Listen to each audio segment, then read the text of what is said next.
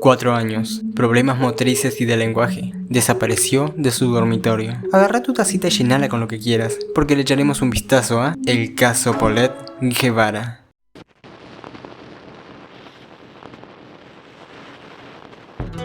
20 de julio de 2005, Estado de México. Nacía Paulette Guevara Farah, una niña prematura con defectos motrices que no podía valerse por sí misma del todo. Ella tendría una vida normal hasta el 21 de marzo de 2010, a la edad de 4 años. Luego de ser arropada por su mamá y una de las niñeras, la niña desapareció de su habitación sin dejar rastro alguno. Vamos, se queda parada. Y la señora me dice usted, ¿se portaron bien, Eri?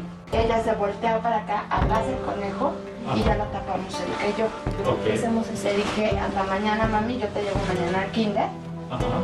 Le dije bendición, buenas noches. Pero pongamos algo de contexto. Ese 21 de marzo de 2010, Paulette venía de un viaje desde Villa Bravo, acompañada de su papá y de su hermana. Ya entrada la noche, una de sus niñeras comenzó a prepararla para dormir y su mamá terminó el trabajo. Al otro día, fue enorme la sorpresa al encontrarse que la niña se había esfumado de la casa. El descarte policial tiró que no podía ser secuestro. Nadie se comunicó por rescate ni nada parecido. Tampoco hubo cerraduras dañadas. La niña no apareció rondando por el complejo de apartamentos o zonas aledañas a su casa, así que si salió de esta, debió ser con alguien conocido. Aún así, la búsqueda no arrojó resultados. Aquí es cuando se decide informar al departamento de policía de Huixquilucan y más adelante la denuncia llegaría al Estado General de México. Por la tarde del 22 de marzo, la foto de Paulette se había viralizado por todo México. Un ident de la niña, describiendo su edad y sus discapacidades, a la vez que sus padres rogaban por la devolución de su hija, incluso asegurando que no habría represalias por lo sucedido. En particular, soy muy devota de la Virgen de Fátima. Ella me hizo el milagro que mi hija viviera cuando nació por ser prematura. Yo lo único que le pido a quien la tenga es que la cuide mientras no está conmigo. Cuídala mucho, es una niña que necesita cuidados especiales de veras. También se registró todo el perímetro usando policía especializada y perros entrenados, pero aún así no dieron con Paulette. Sus familiares aseguraban estar en la más profunda angustia, pero sin embargo, según el abogado Alberto Vaz, todos los testimonios eran incoherentes y no dejaban resolver la investigación. El 30 de marzo, los papás de Paulette fueron detenidos en un hotel cerca de la Procuraduría, ya que el caso aún seguía en investigación. Vamos a presentarle ahora un video que fue grabado el día 31 de marzo en la madrugada. Es el video del momento justo en el que se encontró el cuerpo sin vida de la pequeñita Paulette Guevara Farah en su departamento de Interlomas, en Huixquilucan, en el Estado de México.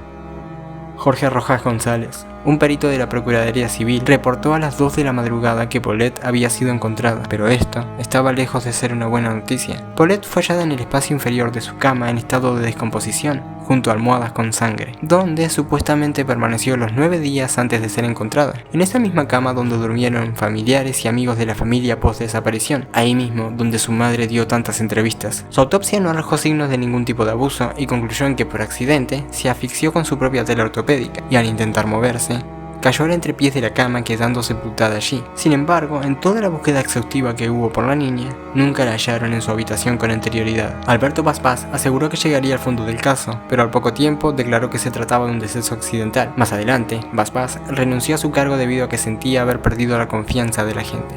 El 3 de abril, la mamá de Paulette inició un juicio de amparo asegurando que nada tenía que ver con el deceso de su hija. Aunque especialistas aseguraron que ella tiene trastornos de personalidad, no había pruebas, así que el 4 de abril, tanto las niñeras como los papás de Paulette tuvieron que ser liberados con la prohibición de salir del país. Días más adelante, los propios padres de Paulette comenzaron a echarse la culpa entre sí de lo que pasó con la niña. Su padre especialmente aseguraba que su madre era la responsable. El 6 de abril se llevó a cabo el sepelio de la niña para ser exhumada y cremada en 2017.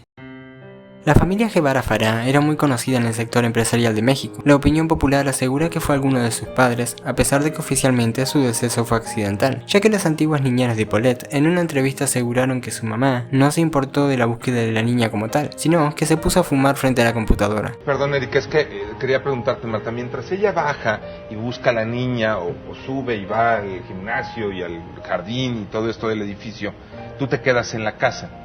¿Y sí. qué ocurre con Mauricio y con Lisette? La que sí veo es a la señora que está en su computadora. ¿Sabes a dónde había salido él? No, No, yo en cuanto me dijo mi hermana, yo también me fui hacia las recámaras, también busqué debajo de las camas. Además de que en las mismas entrevistas muestran la cama tendida a diferencia del estado de esta el 31 de marzo. Otro detalle es que la pijama con la que fue encontrada Paulette salió por breves instantes en un reportaje. La senadora Lili Telles asegura en su momento haber sido amenazada de seguir investigando el caso. Sin duda, este es un caso que deja más preguntas que respuestas. Claramente, yo solo informo y no señalo a nadie. Procedo a los saludos de hoy, de Jesus23. Si quieres un saludo, házmelo saber en los comentarios. Espero guste este formato. En realidad no tengo mucho tiempo debido a mis tareas para videos más elaborados, pero no quiero dejar el canal sin un video. Habló Tony para Tony Rodríguez TR. Chao. Besos.